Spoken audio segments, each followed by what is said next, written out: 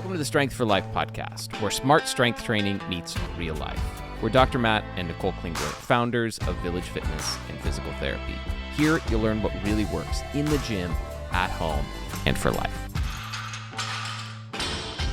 Welcome back to the Strength for Life podcast. I'm Dr. Matt Klingler. And I'm Nicole Klingler. Today, we're going to be talking about our training plan. We're going to pull back the curtain, lift up the hood, and let you guys see into exactly what we do for our workouts right now and kind of what our goals are before the end of this year and what we're doing right now.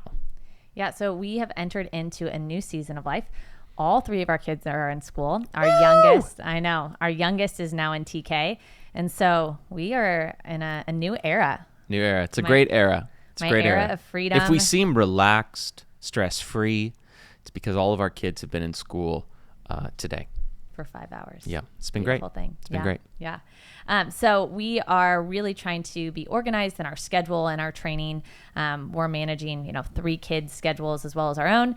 And so we have to be really strategic about how we fit in our workouts and just our overall family planning and how we fit that all together. And fall is especially busy. Yep. For us. I mean, I think it is for everyone, especially as you get closer to the holidays. But all 3 of our kids are playing sports. They're all in activities. Obviously, they're in school. And so we have to do a lot of things strategically plan our workouts, meal plan on the weekends a little bit more, and just try to really stay organized. Yeah, and one of our big goals this fall is to really make sure that we set ourselves up for success on Sundays. So previously, when school was going on and activities, we let stuff kind of creep into Sunday, and this fall we're like, absolutely not. We have to have Sunday as a day to get ready for the week and to chill. So one of the things we do, we're not going to talk a ton about nutrition on the podcast today. We're going to save that for a future episode, but we do some meal prep on Sundays. We prep our lunches. So I make bison patties. That's what I have for lunch most days. Nicole does these grass-fed ancestral blend meatballs. So we prep all that on Sundays and get things ready and kind of take stock and plan for the week.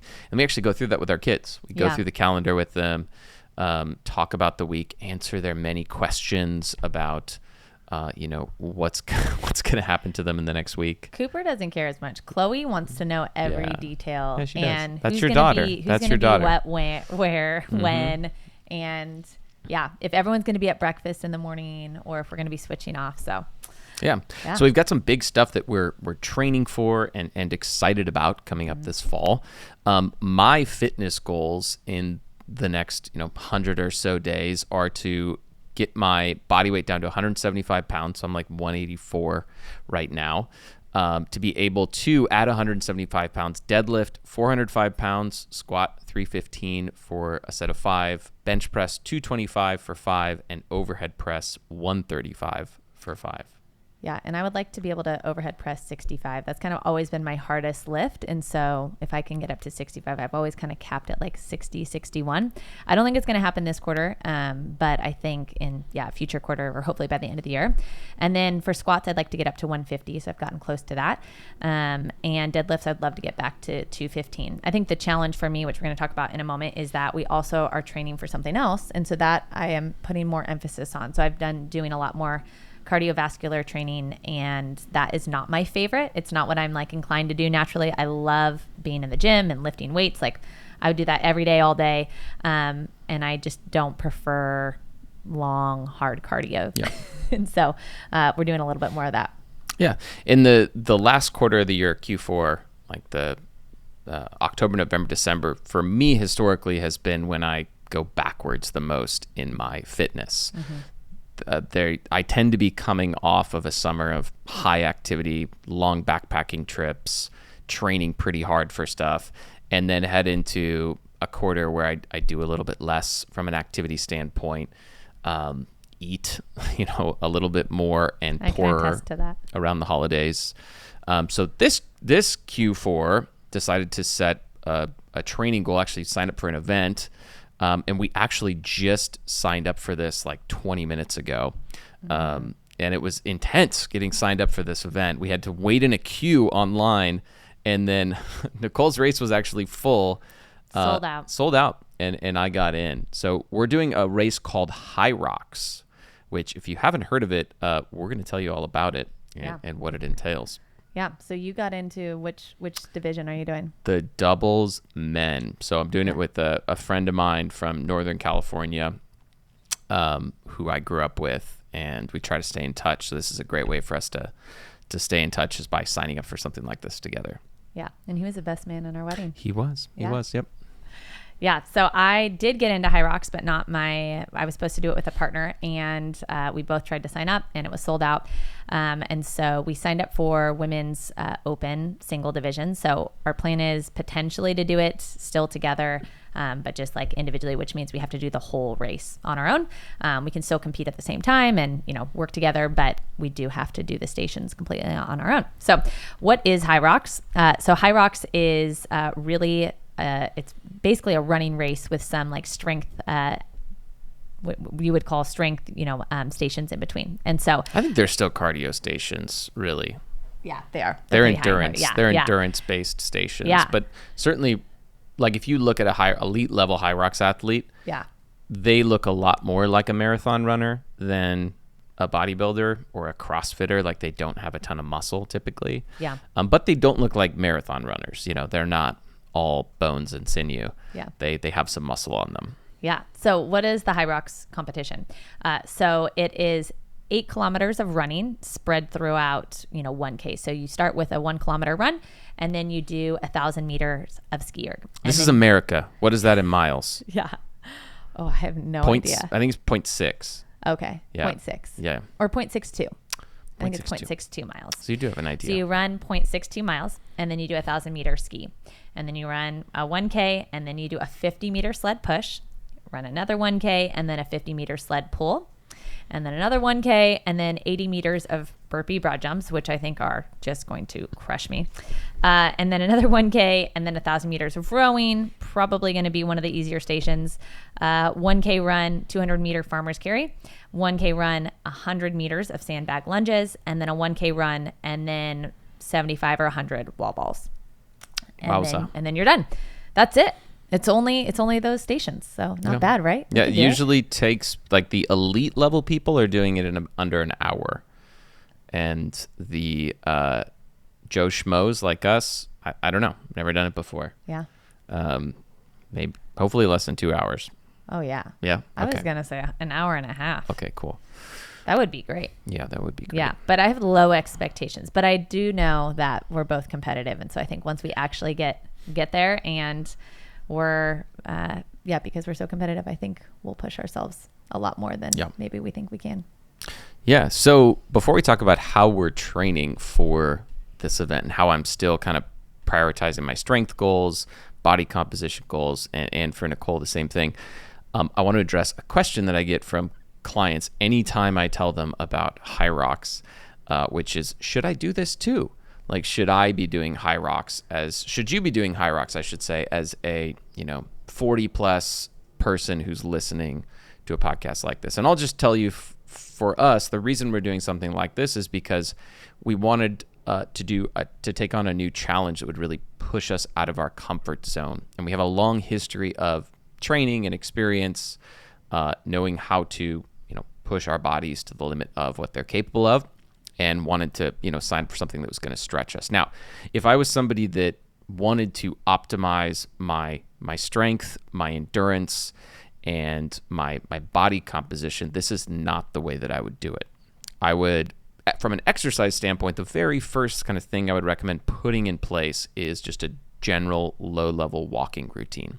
Every single day, walking probably just more than you do now. So 10,000 steps plus. And then the second thing I would put in place is heavy progressive strength training. 3 days a week, full body workouts, getting, every single part of your body in each of those 3 sessions.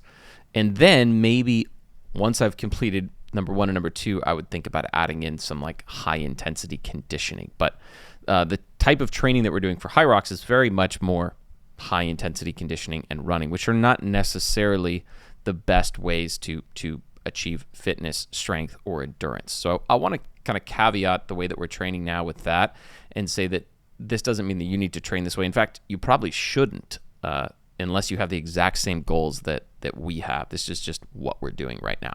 Yeah. And I think we both thrive on having something to train for that's competitive. Not everyone does. Yeah. And like Matt said, because we have a history of a lot of being in competitive sports and working out so consistently for years, like it was kind of like, this is the next thing that is probably a weakness for both of us, is like running and being more cardiovascular in shape. So that was something we decided like this would be a good thing for us to train for. So yeah. So here's how we're training for this event. Now we forgot to mention one thing. We are also doing I would say fairly aggressive ultralight backpacking trip in about 3 weeks, which is we're doing the High Sierra Trail. So the High Sierra Trail goes from Sequoia National Park to Mount Whitney. It's about 70 miles total, and lots of elevation gain and loss. And we're going to do it in 4 days. So we have a 15-mile day, a couple 20-mile days, and then another 15-mile day at the end. So it's going to be a lot. And so to train for that, we'll be doing some rucking. We've walked a lot recently, done some pretty good hikes. I don't think we need to train a ton more than we have, but we're definitely going to add in some rucking in the next couple weeks as we prep for that. Do you want to explain what rucking is? Yeah, good question. Or good idea. So rucking is just weighted walking. So if you've seen people out in your neighborhood, there's a great Instagram meme that a friend of mine sent me, or Instagram reel, that was like, if you see people walking with weighted backpacks in your neighborhood, it means you live in a nice neighborhood. It's like, oh, if you don't see people walking with weighted backpacks in your neighborhood, it doesn't mean you live in a bad neighborhood. It's just that you're not there yet. And so you should be the one to then go and start the weighted walking. You'll actually increase your house value if you do that. That's hilarious. I know.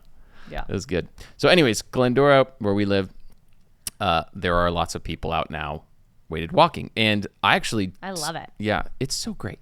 I started doing weighted walking back in 2022 when I was starting to train for the John Muir Trail. Before it was popular. Before it was cool. I was doing it.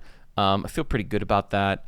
But me and Dr. Eric, we had our weighted backpacks, our rucksacks, weighed in them. Funny story, I tried to take my weighted backpack on an airplane, and I had it loaded up with all my stuff. I was going to Colorado for some sort of fitness conference thing, and they took my backpack. They took my weight. They're like, oh, sorry, you can't bring just like lead weights onto the plane. I was like, well, why not? And they could not give me a good explanation. They're like, oh, it's too heavy. And so, anyways, I digress. You're like, I'm the one wearing it. Yeah. Well, yeah. They said no. They took it. They took it from me. They took my 35 pounds. What if I weighed 100 pounds more? What would you say then? I asked that. So I'm going to go drink 35 pounds of water. I'm going to show you. You watch. Yeah. So that's the first thing that we'll talk about. Is that's the main part of our training right now. Is we're just going to try to sprinkle in weighted walking as much as we can. So my goal is at least 5 days a week of 30 minutes of weighted walking. I have both a rucksack and just like a weighted vest that's preset with the weight. So the rucksack I don't like as much because it's more uncomfortable, because you actually have to wear a backpack and it's not like as soft as the weighted vest. But it is a lot more like backpacking, because I'll have to carry a backpack. And I think that'll be the hardest part about our backpacking trip, is not necessarily the miles, but more just that I have to carry weight on my back, and like it tends to hurt my shoulders and my neck. So I need to just get my body used to that. I did a Church of the Open Door yesterday with my rucksack, which is a local hike around here that's like a mile up, 1,000 feet of elevation. It's fairly steep. Yeah. And I did it with a friend that I've been hiking it with almost every week for like the last couple of years. And she was like, wow, we were a lot slower today. And I was like, that's because I wore my rucksack. She's like, okay, that makes sense. And I was like twice as sweaty as I normally am. So I do the weighted vest probably 2 days a week. And then I'm going to try to do my rucksack about 3 days a week. And that's just kind of on top of all my other workouts. Yeah, I have a client in San Marino who just signed up for her first backpacking trip, which I thought was really awesome. And she asked, what she should do for training. And a lot of people will focus on the mileage before backpacking or hiking trips. And I think what's the most relevant is elevation gain and loss. So whatever that elevation is that you're going to be doing daily or for the hike that you're going to do, like you need to go and find somewhere that you can get that kind of elevation. Like if you're ever planning to hike Mount Whitney, it's about 6,000 feet of elevation gain and then loss if you go all the way up and all the way down. Now, close to us here, Mount Baldy is about the same. It's about 6,000 feet up, 6,000 feet down if you pick the right trail. And it's just as hard as the Mount Whitney hike. I can speak as someone who's done both. And it's hotter here. So you want to find elevation. Number 2, you want to make sure you have weight that's similar to the weight that you're going to be carrying on the hike or the backpacking trip. So the body gets used to the added weight that you're going to be using. Yeah. And I would say I was kind of opposed to ultralight backpacking at first. So Matt did the John Muir Trail a few years ago, like he said, when he started doing the weighted walking. And I was like, this is ridiculous. Why does it matter? Like if it's a few pounds more. Mm-hmm. And then after doing more backpacking, I'm like, wow, it makes a huge difference. Even just like a couple pounds less makes a huge difference on how your body feels over the course of 20 miles. And so, yeah, so I would say I'm excited for it. Yeah. And then once we, we'll talk about running later. Yeah. Okay. Yeah. So that's like kind of the first part of our training, kind of I would say like a staple every day, every other day we're doing weighted walking. And it doesn't always have to be, straight for 30 minutes. Like one day I didn't have time to do 30 minutes straight. So I did 15 minutes in a chunk and then 15 minutes later. So you don't have to, have half an hour to an hour. Like you can keep your weighted vest with you. I have a friend who recently was like, she got us into our walking pad. And so she does that at work. And then she also started bringing her weighted vest and she goes on walks at lunch. And now she has 2 coworkers that got weighted vests and walk with her at lunch. It's probably it's a nice office now. It is. It's a nice office. She's setting the culture. And so I think that just goes to show that like you can squeeze it in. Even if it is 15 minutes, just like get something. They're cheap on Amazon. You can get a weighted vest for like $20-$30. And I would say start light on the weighted vest as well. Yeah. A lot of people will start too heavy and then they'll end up like their knees and their feet and everything will hurt. And so I would just say start light. Can we put a weighted vest in the show notes? Yeah. Cool. And then I would say, start for women like 6 to 8 pounds, men like I would say like 14 to 16 pounds. Yeah. Cool. Sexist, but yes. Yeah. I mean, I just went straight for 16 pounds. Yeah. Okay. So, well. Yeah. And we're also strength training. That's the other thing that we're doing consistently. And that's kind of the piece of our training that's never gone away. There was a period around like COVID time, 2021 or 2020, 2021, where I stopped consistently strength training 3 days a week. And I think I'd gone back to like 1 day a week. And I was just riding my bike a lot. And I really, when I look at pictures of myself back then, I can see how much less muscle I had in my upper body. And so ever since then, and before then, really, since I was 13, I've lifted weights like 3 days a week, most weeks, consistently. And that's something that's stayed in our training. We focus our training on the big barbell exercises. So squats, deadlifts, overhead presses. I do bench press, push-ups, pull-ups. That's kind of the staple of training. Yeah. And I would say that it's been the last like 2 years I've consistently been able to like do 3 times a week. Before that, it was like 1 to 2 times a week after having kids and it wasn't as consistent. And so now I make sure that I usually go about 2 days a week to Village and work out in the small group sessions because I like community and I'll end up pushing myself a little bit more than if I'm working out on my own. And then usually 1 day a week, I do it in my garage, strength training on my own. And then that's usually on a day that Matt's like on a bike ride or something. Yeah. And then we're also mixing in Hyrox circuits into our workouts. So all those different exercises we just listed, from burpee broad jumps to sled pushes and pulls, ski ergs, rowers. We usually sprinkle in a little bit of conditioning at the end of our strength training sessions. Like I usually do about 15 minutes. Yeah. And then I would say like 1 to 2 days a week. That'll probably ramp up and consistently be 2 days after our backpacking trip.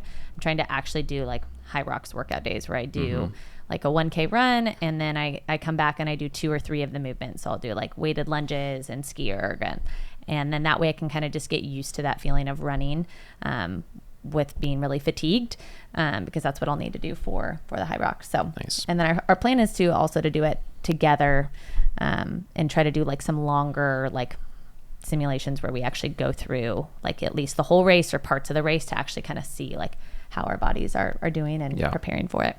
Yeah. And the final thing we do is just steady state cardio. And I would recommend for most people having something that gets their heart rate up. And for a lot of people, that's walking. You add some weight to the walk and that's going to check that box for most people. Now, if you're pretty fit, you may need something a little bit more. I ride my bike a couple days a week. I mountain bike on Wednesdays, road bike on Sundays for cumulatively like a little over 3 hours between the two.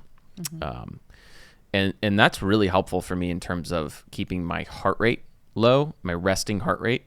So I think right now my resting heart rate is in the like mid to low 40s overnight. And then another thing I track is heart rate variability. And when I have those cardio workouts mixed in, my heart rate variability is consistently higher, which is a marker of readiness to handle stress. The higher your heart rate variability is, or HRV, the more ready your body is to take on stress. And I've found for me, the more steady state cardiovascular exercise I do, the higher that number will climb. And it goes from like somewhere in the low 40s to 30s when I'm not training very much to mid to high 50s the more I train. So I really see that moves the needle for me. Yeah. And it's not my favorite thing to do either. I love walking. I love hiking.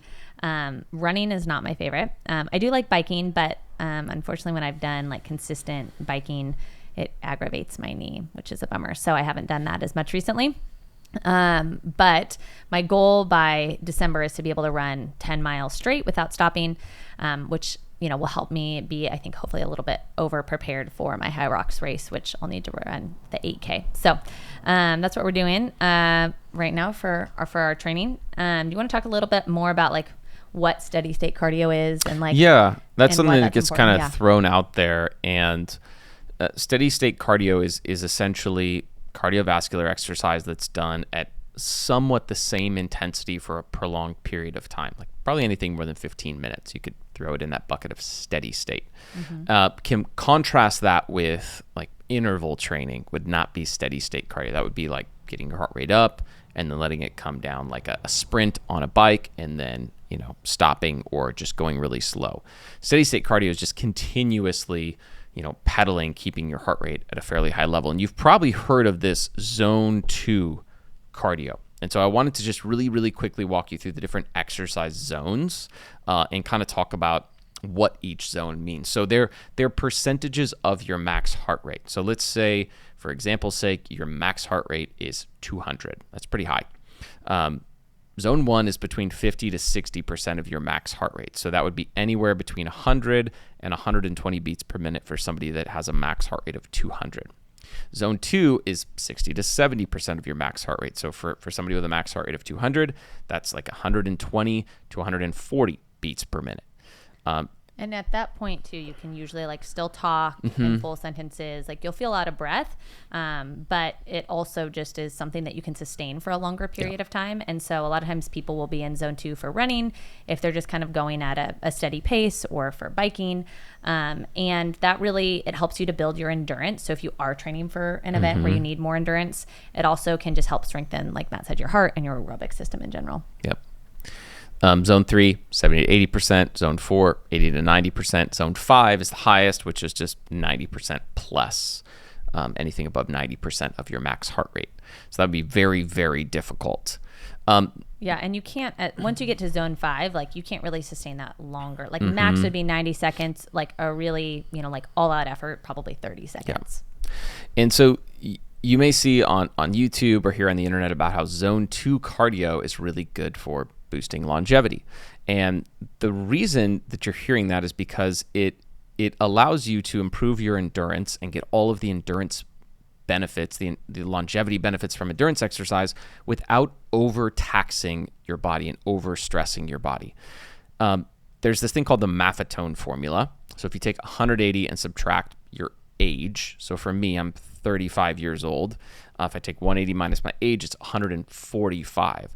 So 145 beats per minute is the theoretical heart rate at which I cross over from burning fat for fuel to burning carbohydrates for fuel. And the thing is, even if you're fairly lean, you still have enough energy from fat on your body to run from Southern California up to the top of the state. Like you have that much energy on you before you run out. Now, sugar-wise or carbohydrate-wise, you don't have that much. You've got a tiny, tiny bit in your bloodstream, some in your muscles, some in your liver. So if you're not intaking and ingesting carbohydrates, your body's going to be pulling from those stores, and then you're going to run out. And that's why people bonk in exercise when they say that they bonked or they like ran out of gas. It's usually because they were pulling from carbohydrates and then they ran out of those carbs. And so the more you train in that zone for extended periods of time, the more taxing it is on the body, because it's a very strenuous process to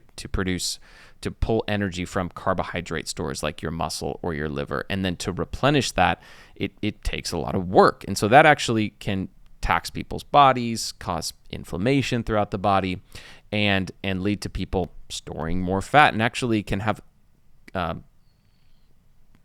negative implications in terms of longevity. There's research to show that marathon runners actually have scarring of their hearts because they've damaged their heart muscle tissue by overworking it. And you can get around all this by just training a little bit less intensely. And zone 2 is a great barometer for that. So figure out your max heart rate, and you can do that often by just giving a Google to theoretical max heart rate for someone your age. Or if you do exercise intensely from time to time, you can see how high your heart rate gets at the top, and you can use that as the barometer. And then try to do most of your cardio training in zone 2. Now, I certainly don't think you can never go to zone 3 or zone 4 or zone 5. You want to be able to work out intensely, but if you're working out for hours every week in zone 4, I think you're doing more harm than good with that level of training, unless you're just recovering like a champion, where you're sleeping 10 hours a night, you've dialed in your sauna and cold plunge routine. Otherwise, you're going to struggle to recover fully from that training. Yeah, and I think a lot of people get chronic injuries from being in zone 3 and 4, which is why people, like they get knee and hip and foot injuries, because they're just like at too high of an intensity for a long period of time in zone 3 and 4. Yep. Whereas zone 5, it's usually short enough that you're not going to develop some of those like same overuse injuries. Like if you go, do sprints and you're doing, 100-meter sprint and you do it 6 times, it's just not that much impact on your body. It's intense, right? But it's not the same as like if you were to just, go run a marathon. Right. So cool. Let's kind of wrap the podcast by talking about how we actually fit this all in a given week. And I'll give mine first, and then you can go ahead and jump in, Nicole. So Monday morning, that's kind of when I kick off my workouts for the week, if you will. So on Mondays, I do bench press, a few other strength exercises, and then I do a ruck or a run. So soon I'll shift from rucking to running after we do this High Sierra Trail. Tuesdays, I do deadlifts, overhead presses. I do a Hyrox circuit on Tuesdays, which intermixes running with the various Hyrox exercises. Wednesdays, I mountain bike. And then in the evenings, we either hike together. Soon we're going to switch that hike to running training to get ready for Hyrox. Thursdays, I squat and do Hyrox. Fridays, I'll often take the day off. I work early out at our San Marino location on Fridays, so I'll take the day off. Sometimes I'll do just a light spin workout on the Peloton bike that we have in our garage. Saturdays, we're going to be doing a Hyrox like simulation workout. So pretty intense Hyrox workout on Saturday mornings, right from our garage. And then Sundays, I go on a long bike ride with my friends. Yeah. So for me on Sundays, I try to do a Hyrox circuit with my partner. Again, I don't think we'll be able to actually do the Hyrox partner race, but we'll still hopefully train together some on Sundays. And then I'll also try to just sprinkle in some weighted walking on Sundays. Mondays, I'm hoping to do running, and then also weighted walking. Tuesdays, I'm going to do strength training and a weighted hike. And Wednesdays, I will either do more strength training or some type of Hyrox circuit in my garage. Thursdays, I'll do a weighted walk and some strength training. I forgot Wednesdays too. We're going to try to hike or run in the evenings. And then Fridays, I'm going to try to do more like zone 2 cardio, but in my garage. And so that'll be doing things like more rowing and ski erg and just running kind of around the block because I'm home with the kids because he's out in San Marino. So never more than like 10 minutes per station. And it's all like at a steady pace. So not really like just pushing myself. Like it should be like I can just kind of keep going and talk to people, often my girls, because they like to come out and talk to me while I'm doing ski and rowing. Funny story, I almost we almost got rid of our rowing machine because I was like, oh, it takes up so much room. It's so awkward to move. We don't need this thing anymore. And we had taken it from Village because we used to have them at Village. And now we only have ski ergs at Village because it's way easier. They're mounted on the wall. People don't fall off ski ergs. Yes, people typically don't fall off ski ergs. And they used to fall off the rowing machines, which was really sad. And so... yeah, so we almost got rid of it, and Matt was like, let's just hold on to it. And I was like, okay. Now I'm so glad we did because it's one of the stations, and I need to train it. And then Saturdays, so Saturdays will be either strength or the Hyrox circuit. So some of these days, depending on like our family schedule, I might mix it up. Like I might do my strength on Sundays if we're doing the Hyrox circuit Saturdays. Yeah. So, there is some like movement and fluidity to our schedules, and sometimes we have kids that don't sleep through the night, and, I sleep in a little bit more. However, I feel like we're a lot more dialed in and consistent in our workouts than we've ever been since having kids, which has been awesome, especially for me. Yeah. Cool. Well, let's finish with, actually, I wanted to go over some hacks that we use to stay consistent in our workouts. So the first one, mornings are magical for us. If I don't exercise in the morning, the chances of it happening are very, very slim. Morning is when your willpower is the freshest. There's all kinds of research studies that show that we have more power to make good decisions in the mornings. And then also when you exercise first thing in the morning, even if it's just a quick little workout, if you complete what you said you were going to do, it sets the course for the rest of the day. It just kind of sets you up to win the day, if you will. And when I exercise first thing in the morning, I feel so much better. I'm more productive. I think clearer. I'm able to lead the business better, to lead my family better. And mornings, it's just easier to get it done. It's cooler. And then you don't have to do it later in the day when you're tired. Yeah, I would agree with that. I naturally am not a morning person, but I have shifted towards that because I just find that like I can get way more done. I can get my workout done, my reading done, prep for my day, and I feel better the rest of the day. I'm not trying to like squeeze something in later. And once I get going on like work or stuff with kids, it's really hard for me to pull away and be like, oh, I'm going to work out later. And if I do, it's usually not to the degree that I would have done it in the morning. And so way better when we do it first thing in the morning. I would say the second thing is accountability from others. So I am definitely someone who benefits from working out and having accountability. A great example of that is like hiking. I have hiked a couple of times on my own, but I absolutely hate it. One, because I'm slightly scared of mountain lions. And two, because I just know like I will wake up at 5 a.m.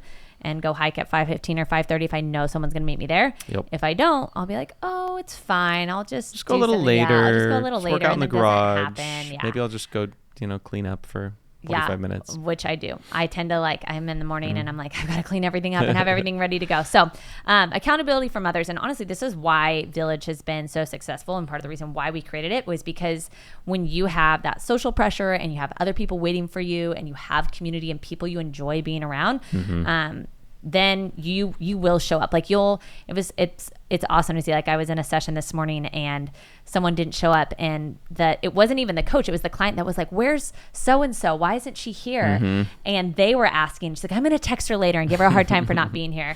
And really like that's what we want. We want people we want there to be some natural accountability, not just from us, but from their friends that they work out with. And really most gyms, like they don't want their members to show up. Like 90% of, gyms, like they don't want their members to show up because then it becomes busy. They just want people to pay. The stat is 90% of gym goers with a gym membership don't show up on a given week. Okay. And then what's really interesting is that our gym is the exact opposite. So 90% of our clients show up to every single session. So we have actually slightly over 90% show rate. Yeah, I think it's like 93%. So people that sign up for sessions, 93% of them show up to those sessions, which is nuts. Really cool. Number 3 is to sign up for an event. So one of the big things for us was signing up for Hyrox was like, we're going to train a ton. When I have signed up for biking events, or when I got permits for the John Muir Trail or the High Sierra Trail, in the past, that's really motivated me to train at a high level for that thing. Just having something on the calendar is a really good motivator. So if you need that, sign up for a 5K. We have clients that sign up for weightlifting events. Try something new that's going to stretch you physically, and watch how much harder you train. Yeah. Next would be habit stacking. So I love to do this in the mornings. Like I will go on weighted walks and sometimes listen to a podcast or listen to my Bible on audio, or I do mobility work while I'm reading in the mornings while also doing red light. So I try to get as many things as I would like to get done in the day done first thing in the morning. And that also helps with my recovery. So if I foam roll for, 10 to 15 minutes before I start my workout, like I feel way better than if I just were to sit on the couch and read without, prepping my body for my workout. Totally. And then the final thing is that we really prioritize rest and recovery. So during the week, we rarely stay up late watching TV. In fact, we almost never watch TV during the week. It's like once we get the kids to bed, we usually wrap up cleaning and then we do a cold plunge and sometimes a hot tub and we read and go to bed. And that allows us to get enough sleep so that we're ready to train hard again the next day and to take care of our bodies. Sleep is one of the most important things you can be doing for your health and longevity. And so you want to make sure that you prioritize that. And another way to prioritize sleep is to make sure that your phone is not in the bedroom with you. We plug our phones in unless we absolutely have to get up and someone's counting on us to be there the next day. Sometimes I'll use my phone as a backup alarm. But outside of that, my phone is, in the kitchen, outside of the bedroom. We try to stop looking at our phones, at least 30 minutes before you go to bed, and, look at a book for a little bit to bring the energy back down or your nervous system. Yeah. There's research that shows that like even the presence of a phone in your room can interfere with like your body's ability to get into deep sleep and REM. And so we just have said like that shouldn't even be an option. I hear too many clients that say things like, oh, what if someone really needs me in the middle of the night? And I say, then they shouldn't be calling you. They should be calling 911 if there's an emergency. Right? They shouldn't be calling you. And so don't use that as an excuse. Like, you really should not have your phone in your room. Obviously there are a few, extenuating circumstances, but hopefully you can put your phone in the other room and it really is a game changer for your sleep. Yeah. So that's the routine. Great. I love it. So now we get into our Q&A, one of my favorite parts of the podcast. So let's talk about, you want me to go first? You go first. Okay. Oh, if fitness didn't exist, what would you use to challenge yourself? Wow. I'd probably play you in board games more often than I already do. That would be a good challenge. Or maybe some like racing home in different cars like we did last night. I didn't even know we were racing. Claim that you won. We always are racing in our cars. Okay. We always are racing. And I win 90% of the time. It's true. What's a workout trend you hope never comes back? Ooh. Oh, that's a good question. A workout trend.